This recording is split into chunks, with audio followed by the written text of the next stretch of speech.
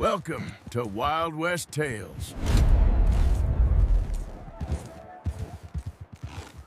The wind carried the dry breath of the desert across the town, threading through warped shutters and rattling the half-broken signs above storefronts that had seen better days. Dust lifted in slow spirals, drifting down the main street like restless ghosts that refused to settle. Heat shimmered against the earth, and even the horses tied outside the saloon stood with heads bowed, tails swatting idly at flies. Life seemed to wait in silence for something to shift, for a sound or gesture to cut through the stillness. In that silence, a woman walked with measured steps, a basket balanced against her hip, her dark dress worn at the seams but scrubbed clean, her face marked by lines that belonged not to age but to loss. She moved as though the street itself was watching. And in a way it was. Curtains twitched. Eyes followed her.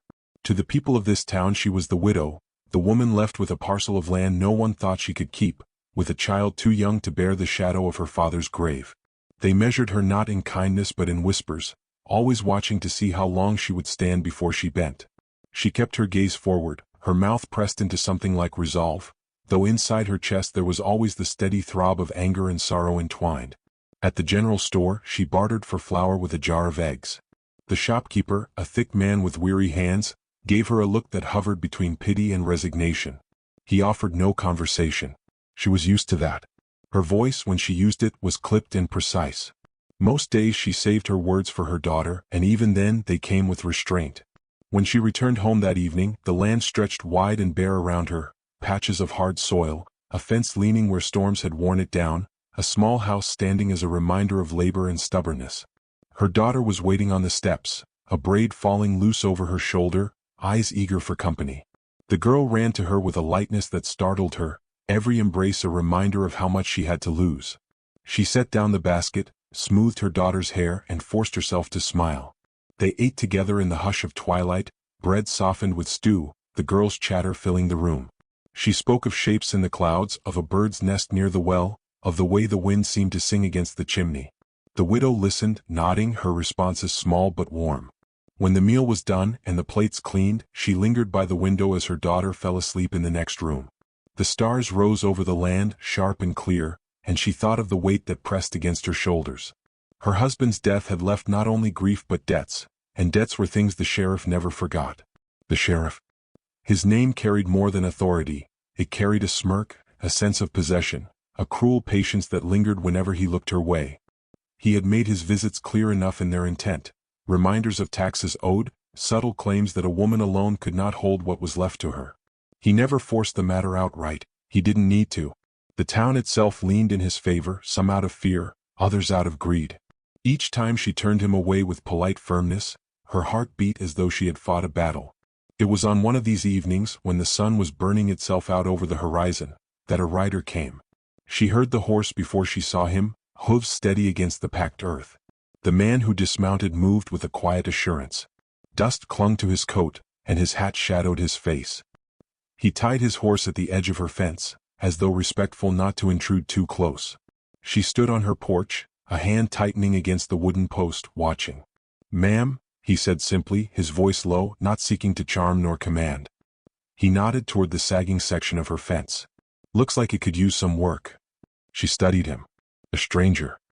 His tone carried no presumption, yet his presence unsettled her. Men often offered help when they meant to collect something else in return. But there was no grin on his lips, no hungry lean forward. He stood straight, waiting, his offer as plain as the dust on his boots. "I manage," she answered, the words steady though her pulse quickened. "Still," he said, "two hands are faster than one." The silence that followed was longer than any conversation she'd had in weeks. At last she inclined her head, not quite agreement but not refusal either. He set to work the next day, hammering boards with measured strikes, his motions efficient, practiced. She watched from the porch as her daughter hovered nearby, curious, offering him a cup of water, asking small questions he answered with nods more than words. By the time evening fell, a part of the fence stood straighter than it had in years. He tipped his hat and left, no payment asked. She felt his absence like a stone in her hand. The town noticed quickly. By the following market day, whispers had doubled in weight. A widow with a man about her place. Whether true or not, it was enough to stir tongues.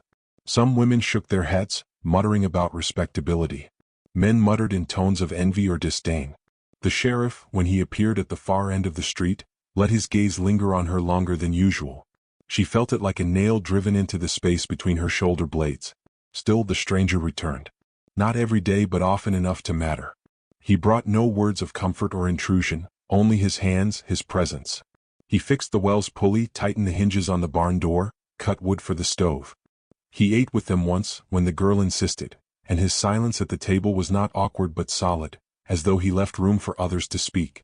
The widow found herself caught between unease and gratitude, between the old reflex to guard herself and the quiet relief of not being alone in every labor. Yet the whispers grew louder. She heard them as she stood at the counter in the store, as she passed the churchyard, as she walked with her daughter past the saloon.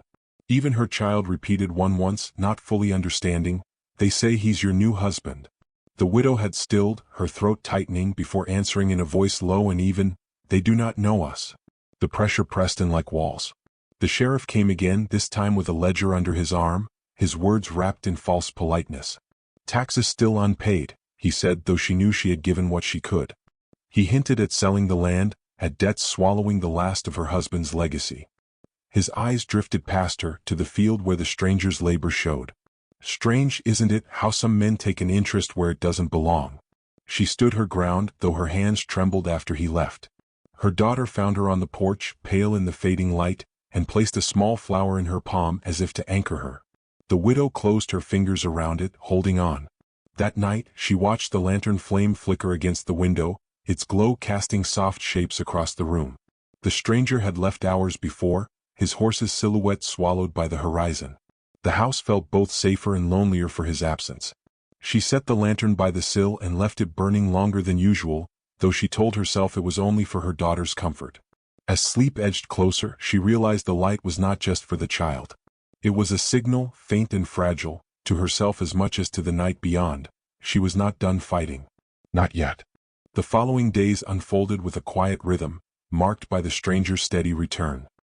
He never arrived at the same hour, never lingered longer than his work required, and yet his presence began to braid itself into the fabric of their lives. Each time, he would approach with a nod, ask for nothing, and turn his hands to whatever task lay undone.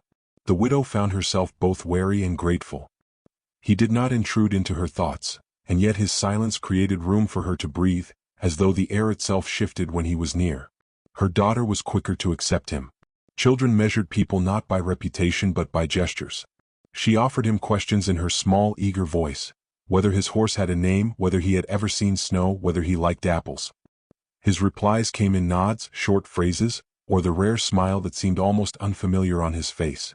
Still, it was enough to draw the girl closer, enough to soften the house with the weight of another's footsteps. The widow watched carefully. She knew how quickly kindness could turn into a tether, how offers of help could transform into chains. Yet there was nothing to guard against in him except his quiet persistence.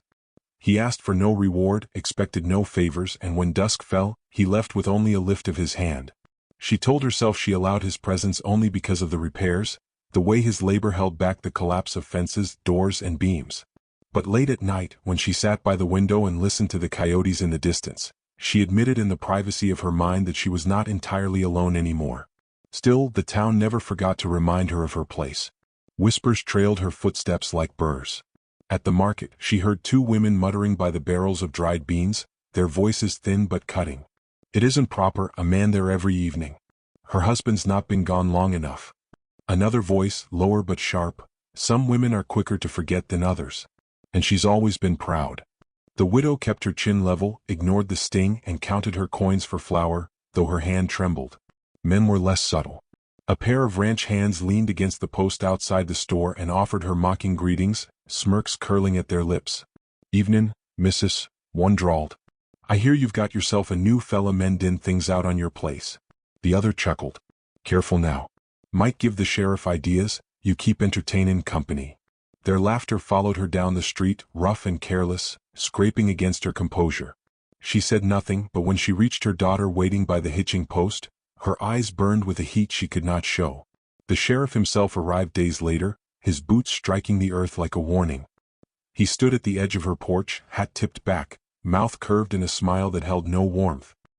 He carried a ledger again, its pages stiff and creased, as though the very paper had grown weary of his fingers.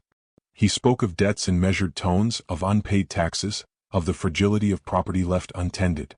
Each word carried the weight of something unspoken, an implication that her survival depended on choices she had not yet made. When his gaze flicked toward the field where the stranger was driving new posts into the ground, the smile deepened into something uglier. "You found yourself help, I see," he remarked. "Lucky that. Though I wonder what it costs you." The widow's jaw tightened. "It costs nothing." "Nothing?" He stepped closer, boots creaking against the porch boards. "Nothing's free in this town. Remember that." Her daughter appeared in the doorway, clutching the frame, eyes wide and unblinking. The sheriff tipped his hat mockingly toward the child, then turned and left, his spurs jingling a tune that lingered long after his figure had vanished. The widow's breath came unevenly once he was gone. She sat down hard on the porch step, her hands clasped so tightly her knuckles ached. The stranger did not stop his work in the field. He drove the last post into place, straightened, and looked toward the house with a gaze that held neither pity nor intrusion, only quiet recognition. For a moment she felt steadier simply knowing he had seen. Her nights grew heavier with thought. She wondered how long she could hold against the weight of the town, against the sheriff's patience that felt more dangerous than anger. She feared for her daughter, who had begun to ask why people whispered, why men laughed, why the sheriff's visits made her mother's face so pale. She had no answers that would not frighten the child more. It was the stranger who broke the silence one evening, his words spare but deliberate. After fixing the barn door, he leaned his weight against the frame and said, "I can stay, if you'll have me." The widow froze, her heart pressing hard against her ribs. She had expected this moment, yet dreaded it. She searched his face for the hunger she had seen in others, for the presumption or claim. There was none. His expression was steady, his voice free of insistence. It was not a demand, not even a plea. It was an offer plain and simple. She swallowed, the taste of fear and longing mixed on her tongue. To accept him would be to invite protection, but also to invite more judgment.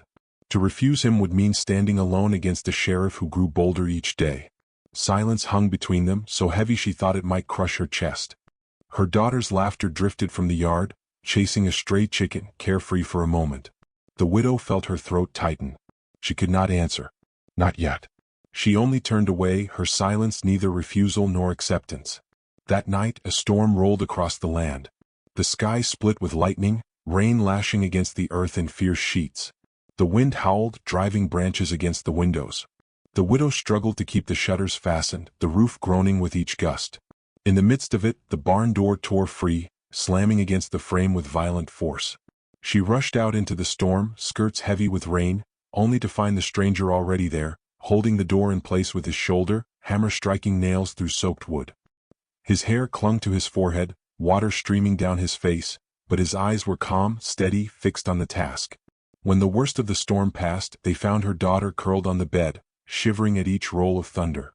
The stranger crouched beside her, speaking softly, his words simple but certain, "You're safe now." His hand, rough with labor, brushed damp strands of hair from the child's forehead with a gentleness that unsettled the widow more than any threat could.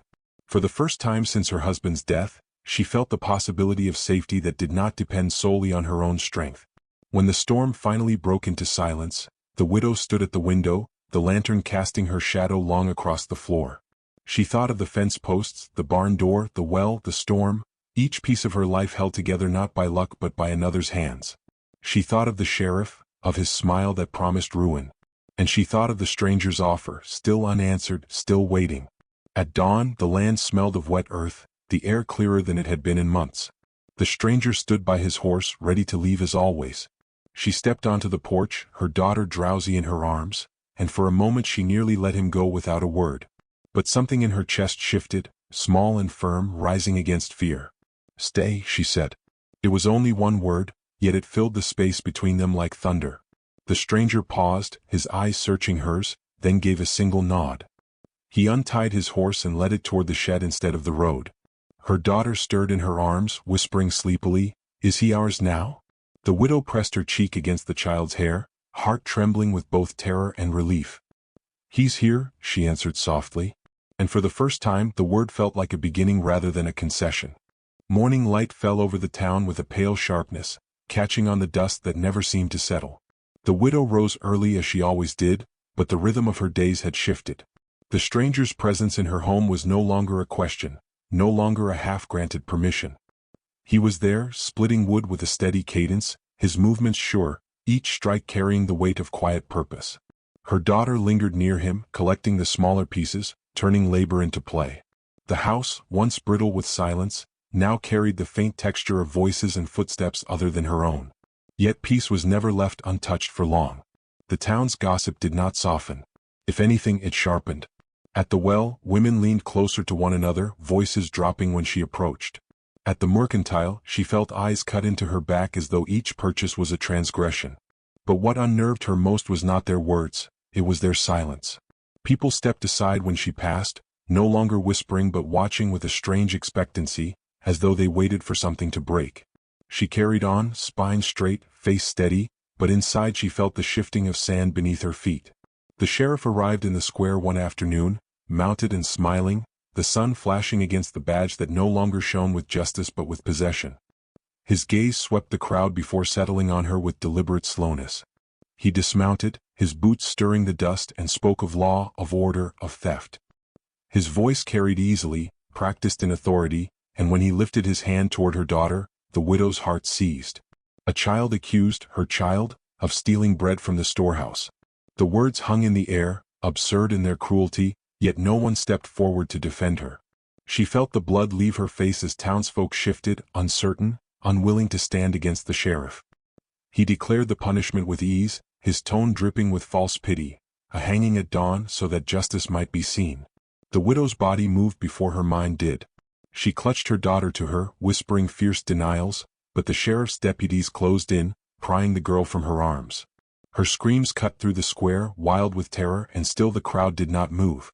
They watched, some with guilt, others with hungry curiosity, as the child was taken toward the jailhouse. The widow fell to her knees in the dust, her breath breaking, her vision narrowed to the sight of her daughter's small hands reaching for her until they vanished behind the iron door. The stranger was there, his jaw tight, his body coiled with the urge to strike.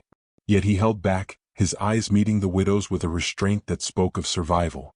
He could not fight the entire town, not with guns and deputies and a sheriff who wielded the law like a weapon. The widow understood, even through her grief. To act now would mean death, swift and useless. To wait, though, to wait meant her daughter's neck beneath a rope. Night fell heavy and endless. She sat by the window, the lantern unlit, the darkness pressing against her from every side. Her mind churned, each thought sharper than the last, each heartbeat dragging her closer to a decision she had never imagined. The stranger sat across the room, silent, his eyes reflecting the faint light of the moon. He did not speak comfort. He did not offer false assurances. Instead, he sharpened her pistol on the whetstone, slow and deliberate, the scrape of metal steady as breathing.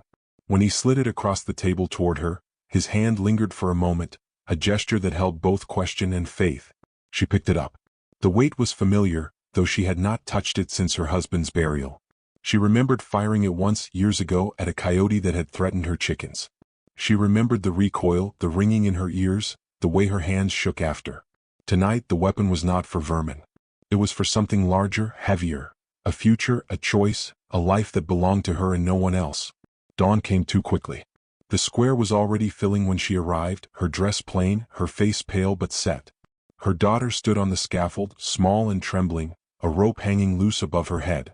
The sheriff towered nearby, his voice booming, mocking the widow's pleas. He laughed when she stepped forward, pistol in hand, the crowd gasping at her audacity. His smile spread wide, cruel and certain, as though the sight of her armed was nothing more than a desperate widow's folly. "Think you'll shoot me?" he jeered, his laughter carrying across the square. She raised the pistol, but her eyes were not on him. They were fixed on the rope. The crowd fell silent, breath caught in their throats. Her finger tightened, and the shot rang out, cracking the morning wide open. Smoke curled from the barrel as the rope snapped apart, her daughter dropping to the ground in a heap of skirts and sobs.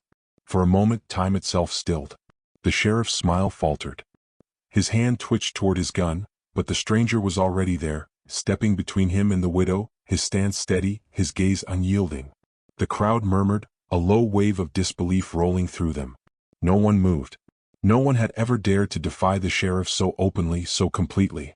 The widow's voice rose then, not loud but clear, carrying through the square with the weight of truth long silenced. "You will not take what is mine. Not my child. Not my land. Not my life. Each word cut like a blade, the years of grief and fear sharpening her tone into something unbreakable. The sheriff sneered, but the murmur in the crowd grew louder. Faces that had once turned away now shifted, uncertain, some nodding faintly, others drawing back. Authority, once so absolute, began to crack beneath the force of her defiance. The stranger did not move, his body a shield, his silence echoing her words more powerfully than any speech. For a long moment, it seemed the square might erupt in gunfire. But the sheriff, seeing the tide turn, seeing the eyes of his own deputies falter, lowered his hand from his holster. His laughter, once so certain, was gone, replaced by a bitterness that twisted his mouth.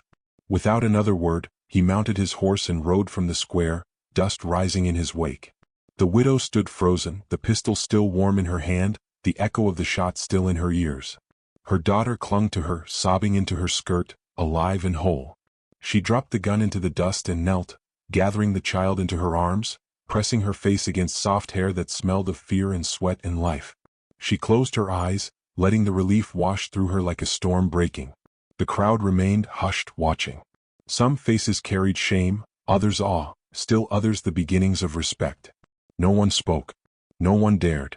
The widow rose, her daughter in her arms, the stranger at her side. Together they walked from the square, the people parting before them as though before a current too strong to resist. The broken rope swung gently in the breeze, a symbol left behind. Once it had promised death, silence, and submission. Now it hung empty, powerless, swaying like a reminder that even the tightest noose could be undone with one act of courage. As they reached the edge of town, the widow looked once over her shoulder. The square shimmered in the heat, the scaffold stark against the sky, the rope still moving. She felt the shift inside her, a silence that was no longer hollow but full, filled with dignity, with choice, with something like freedom. The stranger met her gaze briefly, no words exchanged, but in that glance was recognition. Not possession, not claim, only the acknowledgement of a woman who had found her own voice. He walked beside her without speaking, and she let him. The road stretched ahead, long and uncertain, but it was hers. She held her daughter close, felt the warmth of her breath against her neck, and stepped forward into a future that would not be dictated by whispers or threats. The dust rose around their feet, the sun climbing higher, the rope behind them swaying gently until at last it stilled.